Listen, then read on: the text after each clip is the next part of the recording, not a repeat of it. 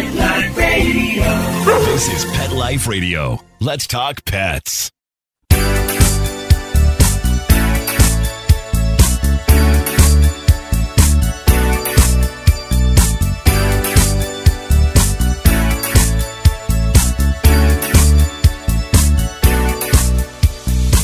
Hello, you're listening to Animal Party on Pet Life Radio, and you're listening to me, Dab Wolf. I'm the host, and today I'm not bringing on a guest. I've got a lot to talk about on this show today. I know last time, a few weeks ago, I was talking about, Christy Nome, and how she wrote a book about how proud she was that she shot her adolescent puppy dog, who was a German short-haired pointer, a very good choice for a hunting dog as far as breed goes. And without any training, it failed to do the right thing on a turkey hunt. And then she took it, obviously it got its signals confused. Then she took it to visit friends who had chickens and it killed chickens. So she shot it. She also shot a goat. And then after the show aired, she was on TV once again, only this time she was saying that if she got into the White House, the first thing she would do is shoot Biden's dog. And she made jokes about it, saying, he should say hello to Cricket and all this sort of stuff. And okay, Biden's dog does have a problem. Now, when I said German short-haired pointer is the right dog for a hunting trip, true.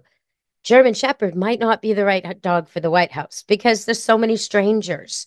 There's so many strangers who a good guard dog, a good shepherd dog guarding its flock would think are a danger.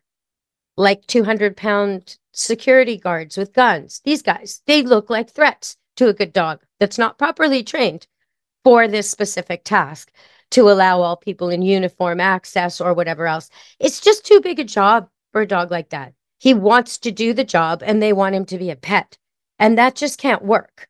So unless you take your German Shepherd and you put it through an enormous amount of training to teach it, that everybody and anybody is allowed around the president, you're going to have a German Shepherd that's going to protect the president, which I would say is ideal. Anyway, just keep him on a leash and keep him tight, keep him close. Now, even a guard who maybe has bad ideas, maybe been influenced, paid off, maybe a bad apple in the guards, he can't get to you either because the shepherd's on duty. So there's a way to use the German Shepherd in this situation, but letting it run loose on the White House lawn when strange new security guards are coming in and out is not the way. Killing it for this very amazing sign of duty. This dog, when he puts himself in front of the president and tries to protect the president against armed men, this dog is going above and beyond. He doesn't deserve to die for that. That loyalty and bravery should be rewarded. He just needs to be put on a leash and trained. That's all. Or put in a different home. Maybe he should stay at Biden's vacation home and not at the White House. I mean, there's a very simple solution to this, but killing the dog is not the solution. In both these cases, there's no reason to kill the dog. The dog is not a bad apple, not a bad canine citizen, not a threat to anybody if he's put in the right situation. So I just wanted to cover that a little bit, talk about that just a little bit. And if you can catch Colbert on this, oh my goodness, last week and the week before, he was so funny talking about this. So it's worth catching reruns of that show or looking it up on YouTube. Something else in the news that I found interesting was that New York City is having a terrible, terrible rat problem. Most major cities have this problem. And if you're a port city, you have it even worse. So, okay, New York is a big water port. And it's a big, big city, so it's going to have these problems. And most of the rats were actually imports from Europe. Most of these rats are not native to North America, but now they're here and they're reproducing like crazy. And New York actually, last year they had a rat czar. This year they're having a rat summit. I think it's really quite interesting. And I know Vancouver, the city I live near. I live in a little town called Maple Ridge in the outskirts, a country town, about an hour outside of Vancouver, but Vancouver also has a rat problem, big rat problem. And it's a big city and a port city, beautiful city. So what happens here with the rats? Not going to like this. Coyotes. Coyotes flourish on the rat population. And that's not very good for the people who don't want coyotes pestering them, biting them, intimidating them, harassing them, trying to steal their cats or little dogs, picking fights with their big dogs. It's not a good situation at all. And I do wonder if we think of this in a more holistic way, if there is a place for felines in rat control. I mean, there's got to be. There's got to be a way to use the cat population that is stray. There's often conflict between the bird lovers and the cat lovers, and the cat people want to have spay and neuter and humane release of these cats to live in colonies, wild colonies. But sometimes the colonies are in the exactly wrong spot, right? They happen to be right where the birds that are endangered are having their young, or right where they're mating, or right where they fish, or some really sensitive area. And then the whole cat population has to be moved, which I totally agree with. How about move them where there's too many rats? Now we're talking, right? Because the big thing, I mean, a cat will eat about 10 to 12 rodents in a day easily. And a cat can take down a rat its size. It's amazing to watch. This is what they're made for. So I wonder if people ought to be thinking about this a little more. Yes. All right, we're going to go to break and come back and talk about another infestation. Nothing to do with rats. And we're going to go all the way to Japan to talk about this one. Stay tuned on Animal Party Pet Life Radio.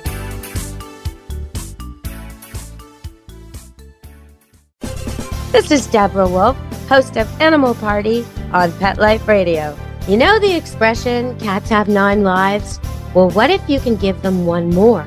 The Give Them 10 movement is on a mission to help give cats an extra life. How? With spay and neuter. Spaying or neutering your cat helps them live a longer, healthier life. And it helps control free-roaming cat populations too. Learn more about the benefits of spay and neuter and meet Scooter, the neutered cat, at GiveThem10.org. That's GiveThem10.org. Let's Talk Pets on PetLifeRadio.com.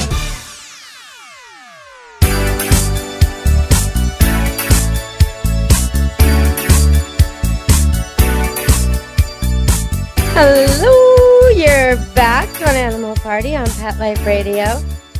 Well, sometimes TV influences us, and sometimes it's good, sometimes it's bad. So in the 70s, there was this cartoon about a happy-go-lucky, mischievous raccoon. And the cartoon didn't do very well in North America. I'd never heard of it, but it got so popular in Japan. It was really, really big there. And so people started importing raccoons as pets. And they kept them for a little while, as you might with a baby animal. They're often very easy to deal with when they're infants. But then some of the raccoons got to be problems, and the people just, either they escaped or they let them go. Either way, the result is that they ruined a whole bunch of ancient temples. Okay, so that's a few years ago, maybe 20 years ago. This beautiful natural park where you could hike to different temples with the pagoda roofs and pray or look at historical plaques and really immerse yourself in the history of Japan, is now taken over by these raccoons. And the roofs are, chewed apart, and there's feces everywhere. And it's just a horrible, horrible situation. But to make matters worse, now the raccoons are in Tokyo. And I mean, it kind of sounds like one of those movies, where like a big giant lizard takes over, a big gorilla, Hong Kong, King Kong takes over Tokyo. It's like one of those. The raccoons take over Tokyo. So I'd like to see what happens with this, because raccoons are unusually difficult to get rid of for a variety of reasons. So for one thing, their hands have a digit on them that is an awful lot like our thumb. It's not quite like our thumb, but I might argue it's better because it's a little more dexterous, and they have those wicked talons, those sharp, sharp claws on all their fingers. So they have an opposing digit. They can undo things and do them up and unlock gates and latches, and probably quicker than you can. Now, I've said that before about some of the dogs at my place. There was a Rottweiler, Thump, years ago, who could open any latch with his mouth or his head. All my poodles are very, very good at this with their paws. They can open gates and latches, and just watching you do it once or twice, and then the next time they're in the yard alone, they do it themselves. And okay, but raccoons have thumbs. So all of this is super easy. Anything you can do, they can do, as far as locking, unlocking, opening, and closing. So that's the first thing. And then they're very, very smart, and they're very, very fit, very strong, very adept climbers. They got those claws. They got wicked eyesight and hearing, and everything a wild animal would want. On top of all that, though, what puts them in like the extra level, if you will, is that they pass down information. So most animals teach their young things, but raccoons do this in an incredible way. So each generation is smarter than the one before. Each generation is more able to adapt and has all the wisdom of the generation before and then some. And it's actually got scientists. It was the raccoons that got scientists first to experiment with different animals to see if there's genetic memory. So in other words, they took some bunnies and they made them hate a certain kind of berry by giving them, unpleasant experience around that berry. And then they had offspring and they had offspring. And they tested all the offspring to see if they were still afraid of the berry that caused the unpleasant experience. And it turns out that even the grandbabies of the initial experiment bunnies, even their grandbabies who had never met them, never had a chance to encounter this teaching, even they were afraid of this berry that the grandparents had been taught to fear. So it's very interesting. Does it pass through the genes? I think so. So the raccoon is going to be an extreme challenge for Tokyo. And I'm going to check back on that and find out what's going on later because it's going to be something to see how they get rid of that. Okay. And, we were talking about, I was doing some celebrity gossip in one of the shows a few weeks ago, and we were talking about Lionel Richie's daughter and Nicole Richie and how she and Paris Hilton had done these television shows. And when they were teenagers, they had pet rats and many pet rats, and they named them all after the characters on 90210. I'm not a pet rat person.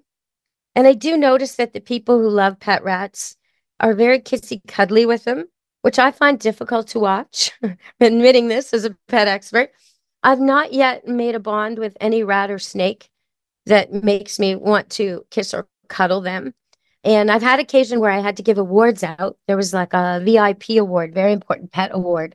And there was, a dog who had rescued people from avalanches, gave him his medal and his year's supply of Iams dog food. And then there was this other dog who sniffed out things for the police in up to 80 feet of water, like people who drowned or clothes that had been left by people. And so that dog, he was a great dog. He got to give him. And then the third winner is a snake. And I got to go hang a medal on this snake's neck and pretend to give it a kiss, sort of. And yeah, it just wasn't the same feeling as hugging these dogs that help people. There was a cat there too. And, cats can be used to work. I know people are skeptical about that, but they can be used to work. And actually, I think we're going to go to the second break of the day. And when we come back, I'll talk about a little bit about working cats. And then I'm going to shift over to some Orca news. So stay tuned for that on Animal Party Pet Life Radio.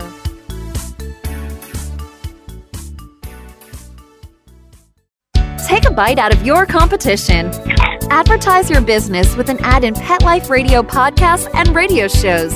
There is no other pet-related media that is as large and reaches more pet parents and pet lovers than Pet Life Radio. With over 7 million monthly listeners, Pet Life Radio podcasts are available on all major podcast platforms. And our live radio stream goes out to over 250 million subscribers on iHeartRadio, Odyssey, TuneIn, and other streaming apps. For more information on how you can advertise on the #1 pet podcast and radio network, visit PetLifeRadio.com/advertise today. Let's talk pets Let's talk pets on Pet Life Radio. Pet Life Radio. PetLifeRadio.com.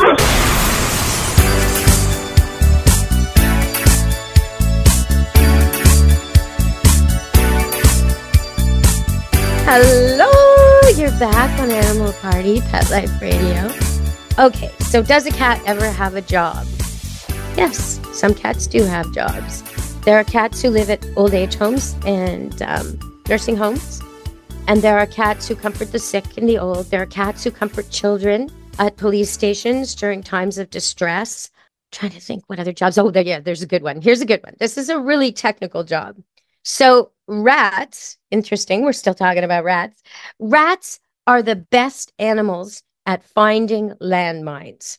They tunnel. They're smart. They can be trained really, really well to find the landmine and then alert the humans so we can get rid of the landmine so innocent people and animals don't walk on it, right? After wars leave an area, oftentimes the devastation continues from these horrible things placed underground.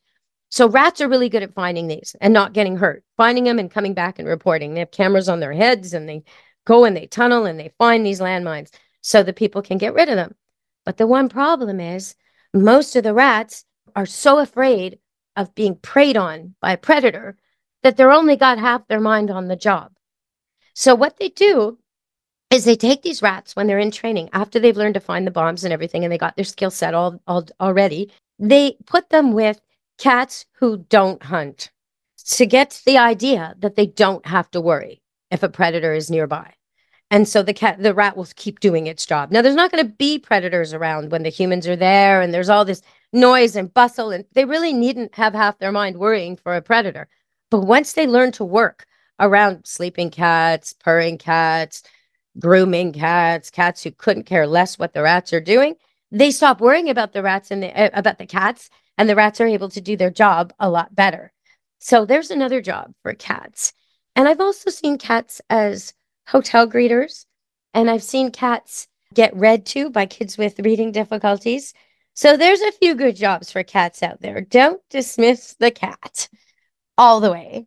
Now, I know they don't always want to work. And years ago, I used to do commercials, and I had a cat who I took for a Western Family cat food ad. I've had cats work for me before, and you have to pick the right cat.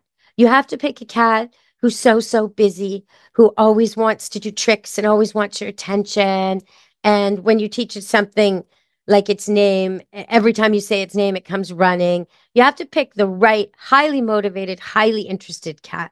If you have a cat like this, he's probably bugging you all the time. He's probably, trying to initiate play with you, trying to get interaction from you. He's probably looking in your eyes a lot. Try and teach him something, like just a simple trick like sit. Say the word sit, place him in a sit position, and pet him. Do it like one more time. Then say sit and see if he does it. If your cat's super food rewarded, if he loves food, you could use some kind of food reward, like a cat treat. Do the same thing. Say sit, place him in the sit position. Say sit, place him in the sit position.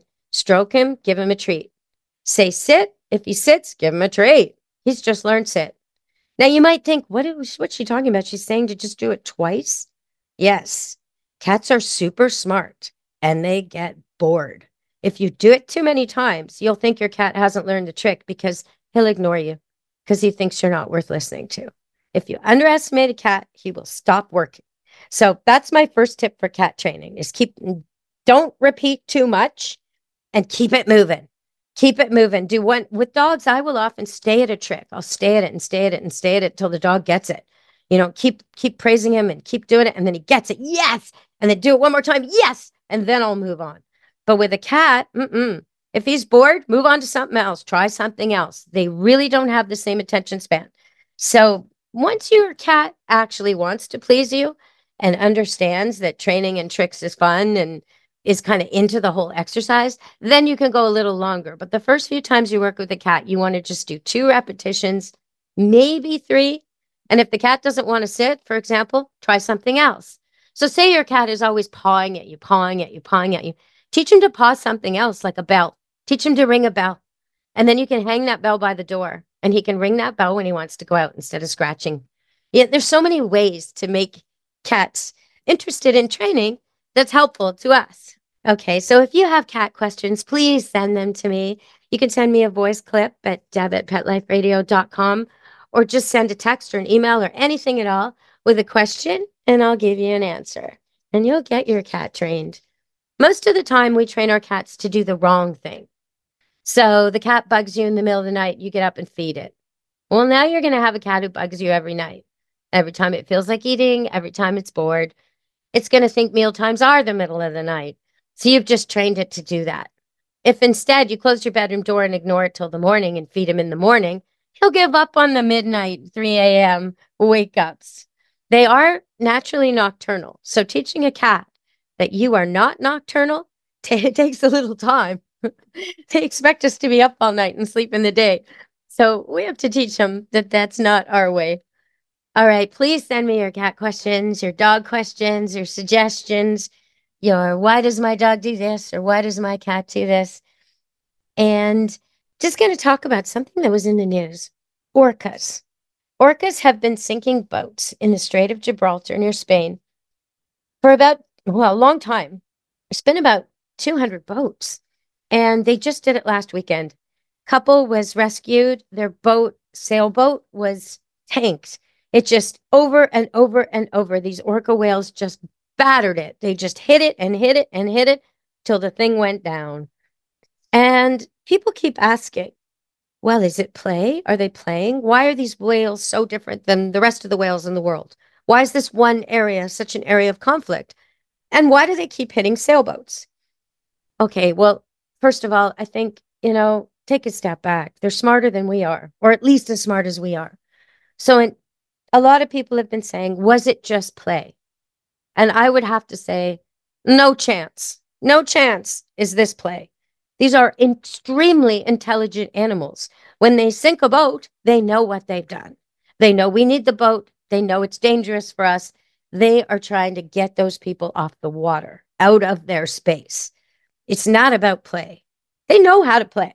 They're not playing with you. They're trying to get you out of their area. The question for me is more, what did we do? What sailboat, who in sailboats is pissing off the whales in the Strait of Gibraltar?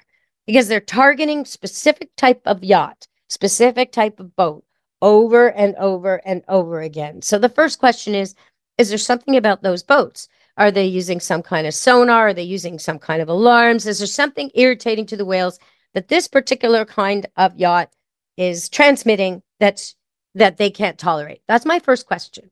And if we can't find any commonality there, the second question is, what idiot on a boat attacked the whales? When, where, what, and how do we show them that we're not all like that guy? How do we send a message of peace? Because they are trying to get every yacht and every sailboat out of their water. And that tells me something went wrong. Somebody shot them, somebody pestered them, somebody went too close, somebody harassed them, somebody hurt one of them. Something like that happened. And this particular family of whales is trying to protect itself from the future happening again. And I totally agree with them. So what do we do? And how do we figure out how to send the message that we're not there to hurt them? We need to send similar boats out with a message of peace. And that could be with fish. It could be a gift. It could be some significant gesture other than harassment. So I want to put that out there. We got to figure out what's going on there and solve the problem. Hello Kitty. Hello Kitty opened in Vancouver. And I was really surprised to see that it was lined up around the block with not little kids, lots and lots of men and women dressed in Hello Kitty outfits lining up around the block to shop at the first Hello Kitty store in Canada. I thought that was really strange. I was not in the lineup. I would rather go to the cat cafe where they have actual cats, rescue cats, than Hello Kitty. But I do appreciate that it is quite the phenomenon for cat lovers. So if you're looking for a Hello Kitty store, you can find one in Vancouver now. And I guess I want to end the show today just with, I guess, a story, a little story from my own experience here at Camp Good Dog. So I've got the boarding kennel, and there were lots of dogs here for May long weekend. We had a big long weekend this week. And so many, many dogs came. And I had to send my beautiful teddy, cinnamon teddy bear, who's about 8 or 9 years old now, standard poodle. I had to send him down to the kennel to stay for a few days. He's still there because one of his wives and another female dog are up at my house with cone collars. They got spayed and they have to wear the cone collar. And I don't really want Teddy to be, he loves these girls and he would probably try to clean them or lick their incision area or just harass them because they smell different. They don't smell like they used to. They don't smell like his wife anymore. And so he would probably be a nuisance. So I sent him down to the kennel. And the 2 cone dogs are doing fine. They've adjusted to their soft cones. I love the cone that I've got for them. And it's got Velcro attachments, and it's just, it's much more pleasant than the hard plastic when it bumps into you, but also against their faces. And they got quite used to it. They're doing really well. One's still on antibiotics. The other one's done hers. Doing really, really well in their recovery. But there was a side effect of all this that I didn't even predict or foresee. I have a really old dog, a blue heeler dog, who's got a cyst in the middle of his back. And the vets told me, just monitor it. If it doesn't do much, don't worry about it. He's old now. We won't, it's okay. We'll just have a look at it every once in a while. Okay. And it didn't seem to be doing much. But I didn't realize the reason it didn't seem to be doing much is because the other dogs have been taking care of him. So now, with Teddy gone and the 2 females in cone collars, they can't take care of him anymore.